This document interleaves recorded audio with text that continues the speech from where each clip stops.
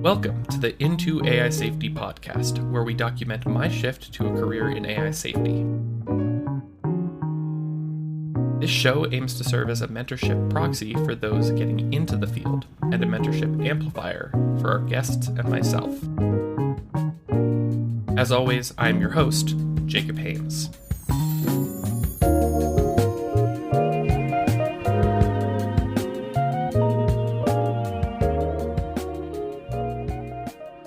Alright, so before we get into the rest of the episode, I just wanted to talk a little bit about the updates that I've been working on throughout the last month. The first and most important update is that every other week, starting next week, I am going to be releasing a full-length episode. On the off weeks, I'll be releasing a minisode. This will be approximately 10 to 15 minutes, and it will typically be just me. All episodes are going to be released at 9 a.m. on Monday mornings for me, which is Mountain Time. For those of you in different time zones, I'll add a time conversion chart to the website. Speaking of the website, I now have comments enabled, and the anonymous feedback form is live. As promised, Into AI Safety is now also on Amazon Music, Apple Podcasts, CastBox, iHeartRadio, Overcast, Pocket Casts, and Radio Public, in addition to the platforms that we were already on, Spotify, and the Into AI Safety podcast website.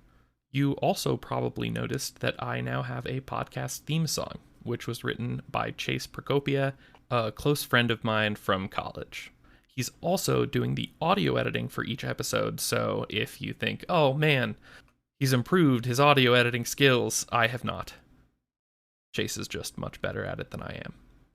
Now, let's get on to what this episode is actually about, applications. When I say applications, I'm specifically talking about the fellowship and mentor programs that are pretty common in the AI safety space.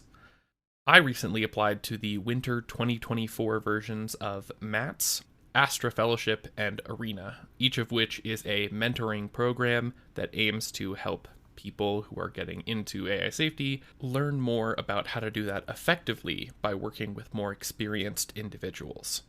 I also applied to 2 different projects that are part of the upcoming AI Safety Camp, which runs various different specific projects, each with their own team and research lead.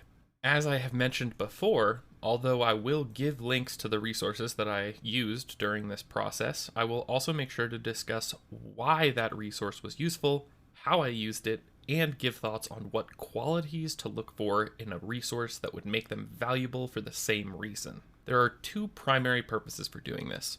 1, everyone comes into this process with a different background and set of skills, and it is hard to know exactly what resources an arbitrary listener will find useful. By including the reason that I found resources valuable, it should help you determine if looking into that kind of resource would also be helpful for you. 2, if for some reason any number of the resources that I used are no longer accessible or accurate, you can utilize this information to help find other resources that fit the same niche. I also wanted to address a relatively common misconception that I have noticed among individuals interested in AI safety. Individuals who may be really passionate about the field and have relevant, unique perspectives to share self-select out of these programs because they feel they don't have the right experience. Because this series is addressing a superset of these people, I want to take a moment to give my 2 cents on what is enough to start applying for these kinds of programs and other entry-level and junior positions. The bar for necessary alignment and safety knowledge is engaging with the readings in Blue Dot Impact's AI Safety Fundamentals course. The bar for programming knowledge is engaging with a beginner Python tutorial, meaning you are working on your own versions of the demos and experimenting with things as you go along. Although I didn't learn Python with a tutorial, I have had to refresh my memory of syntax and some specifics of the language, and the best tool that I have found for that purpose is Tech with Tim.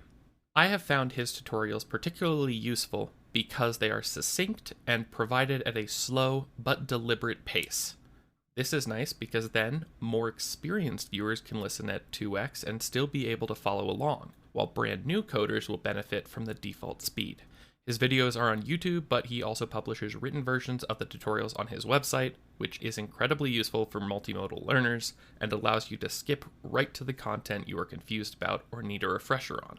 Honestly, if you think you have valuable experience or specific valuable ideas to bring to the AI safety discussion, I think that is really it. And I would strongly encourage anyone who meets these criteria to start using your knowledge and applying for these opportunities. Even so, I know that some people who meet these requirements are not yet going to be comfortable doing that. So, what are some ways to step up your game?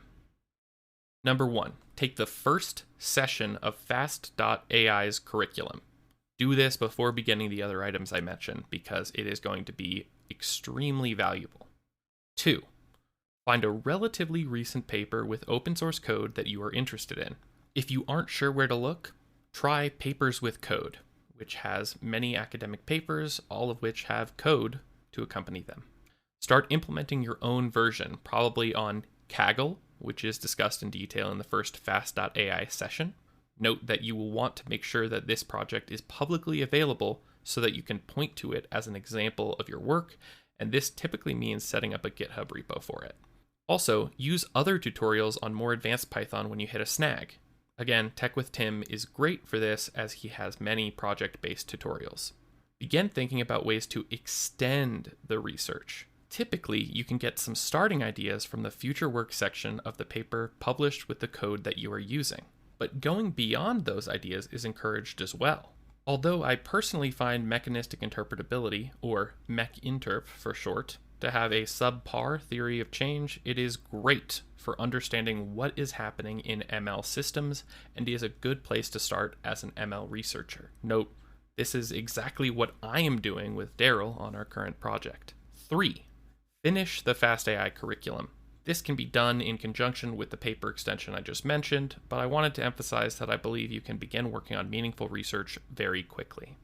4. If you feel you need more practice with Python basics, start with one of the more standard projects. Again, make sure to publish it on GitHub and to explain your code in comments, as this will be a signal that you are competent at coding to others, and you will be able to link to it in applications.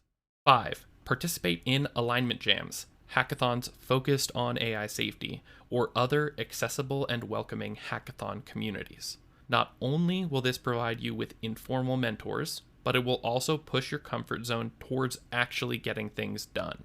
6. Take or read Blue Dot Impact's AI Governance or AI Alignment 201 courses. These are just the best reading lists that I have found for additional AI safety and alignment context. I would highly recommend applying to be in a cohort of these courses if at all possible. I found the accountability, conversations, and connections to be even more important than the content itself. 7. Write primers on important and developing research areas by collecting and summarizing the most important papers. Not only will this help make sure you understand the material, as writing down your understanding will lead you to gaps in your own knowledge, but the document can also be used as a resource for yourself or others in the future. When writing these, start with the key takeaways. That is, an executive summary. This will help you isolate the most important elements of the paper. Alright, so before we get into the details about the questions and the specific applications, here are some tips that I found particularly useful when I was doing the applications. I found that working on my answers in a separate document was very helpful. Since then, I could spread out my thought process over multiple days, and I could reuse portions in other applications if I noticed that something I had previously written would make a good starting point for a different prompt. Make sure to write the questions down in this file as well, as it will help you make sure that your responses remain on track. One major time saver would also be to find all of your projects, pages, and links that you may want to link when discussing questions like previous experience or why would you be a good fit. This should include your resume, LinkedIn, personal website, GitHub, Google Scholar, as well as specific projects or demos, technical writing, relevant blog posts, and code examples. I found that basically any question within the applications could be placed into one or two of a few different categories: distillation, research plan, arguing research, capabilities and experience, and personal fit.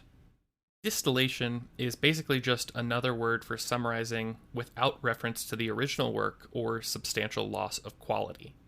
It seems to me that this is likely used for assessing technical writing and comprehension. I found that it was very useful to write down a rough summary as I was reading the papers, and then to read through that summary, verifying with the text whenever there was uncertainty or confusion. After reading the summary once, I copied it and began again from the beginning, this time removing and modifying items that would make the end result either shorter or higher quality. This process not only assisted in writing what I believe to be very solid distillations, but also helped me to formalize my opinion on topics related to the papers and the methodology of research used, which was very helpful for other questions. Another common question within these applications was to ask for a potential research direction. This seems to be used to assess research intuition and planning, as well as the ability to convey complex ideas and build arguments. I definitely think that my experience, although brief, writing a research plan for AI Safety Camp was incredibly helpful for these, as it helped inform me of what goes into a good research plan. To me, the key factor for these responses were the inclusion of research motivation, planned methods, initial steps, likely difficulties, and ways to address them. Writing this down is also very helpful as it makes it easier to identify holes in your own thought process. Similarly, it was also common to ask for a take on some specific agenda within AI safety. Specifically, what about a field was promising or unpromising? Again, this assesses research intuition, technical writing, and building convincing and grounded arguments. I found that for these questions in particular, it was incredibly useful to write down an initial draft, move on to other questions, and then revisit the question on a different day. More typical capabilities and experience questions were also thrown in the mix and were pretty straightforward. These look the most similar to a typical job application. Interestingly, some mentors seemed to care a lot about this category of questions, while others relied solely on the longer form questions I mentioned previously.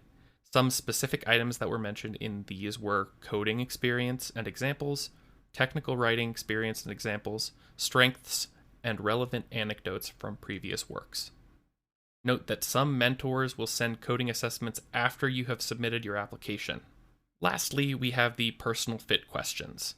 Often, I identified this as a secondary aspect of a question, meaning that the primary purpose was to address one of the other categories, but details were added to the question to elicit relevant information. I think of questions like, why are you interested in this research? What is some research you are currently interested in, and why is it exciting? And what are your long-term career plans as good examples of these kinds of questions? Now, I'll go through the programs in the order that I learned about them, making the MATS program our first to discuss. In MATS, there are many different potential mentors who are actively working on AI safety at frontier companies and universities. For MATS, there is a small general portion of the application, but most of the application is based on the mentors that you choose to apply for. This means that before I began the application, I read through the profiles for each program stream and each advisor within that program stream. I think taking notes on any specific research directions that you find particularly compelling, including which mentors or streams proposed them, is extremely valuable. Once I chose which mentors to apply for, I took a quick look through their questions to get a feel for what they are looking for. After this, I sorted them such that I would complete the questions for the mentor I was most interested in first, just as a time management kind of strategy. One thing that I didn't do initially, but I began to do sometime in the middle of the application process, was to look into the recent research of that mentor and pick a paper or two that I found particularly interesting to read in full. Doing this activity provided me with context for the mentor's goals and sparked many ideas that I would utilize throughout the application questions. Note that some mentors will reference specific papers or resources that their questions are about, so it is good to review all questions before picking research. Some AI safety researchers have made blog posts to Less Wrong and or the Alignment Forum instead of publishing papers, so it can be useful to check those sites for content as well. I found the distillation questions to be the most time-consuming, as it is important to make sure not only that you understand the source paper, but also that your own writing makes sense. At the same time, however, I found this activity to be the most useful in terms of furthering my own understanding. Next was the Astra Fellowship, which seems very similar to the MATS program. Unlike MATS, however, the initial application is only general, and they will then reach back out to participants to let them know which, if any, the mentors they applied for might take them on. If this is the case, additional questions are sent out. Although this format is slightly different, I would still recommend the same kinds of strategies that I recommended for the MATS applications. Arena also has a shorter general-only application, which is then followed up by a coding assessment for applicants that make it through the first round. If you pass the coding assessment, they then have a short 20-ish minute interview to ask some more questions and get more of an understanding of who you are, why you're interested, what you're wanting to get out of the program. The most recent application that I completed was for AI Safety Camp. For this, I went to their website and scanned through the projects that are being run for the upcoming iteration. This time there are 29. Because there are so many, and I am not interested or qualified to be applying for all of them, I picked a few of the projects that I was most excited about to read in their entirety. After doing this, I was able to choose 2 that I wanted to apply for. Similarly to MATS, each project has its own set of questions, each written by the research lead for that project. For this, I found it useful to be thinking about which aspects from the research plan document were most interesting to me, and which parts I could be particularly helpful with. It is also important not to forget that there are some traits and experience which map well onto most projects, such as scientific communication. Don't forget to include these. Now, let's talk about the coding assessments. I have a lot of experience with scientific programming, and I greatly benefited from reviewing Python prior to my first coding assessment. In fact, I am going to prep even more for the next one, as I wasn't pleased with my performance on the first one. Along these lines, I would, again, highly recommend Tech with Tim or some other way to refresh yourself on Python. Also note, at least in the assessments that I have taken, NumPy is not an option, so I would not rely on NumPy vectorization or other methods from that package. It is worth checking which packages will be allowed and which will not prior to beginning the assessment. That concludes my advice on the applications process. Before I end the episode, I wanted to ask for your input. If there are things that you like or don't like about this format or about how I'm running things, if there are issues you have with the way that I'm presenting things or the thought process that I'm going through, please reach out to me. I would really appreciate any and all feedback that you can give. You can use the anonymous feedback form on the Into AI Safety podcast website. You can use the podcast email, intoaisafety@gmail.com, or you can comment in any of the episodes on the Into AI Safety website. Your feedback is really important to me because I strongly believe that understanding what people are actually interested in, enjoying, and not enjoying is how I will improve this podcast and make it the best experience for you and future listeners. Well, until next time.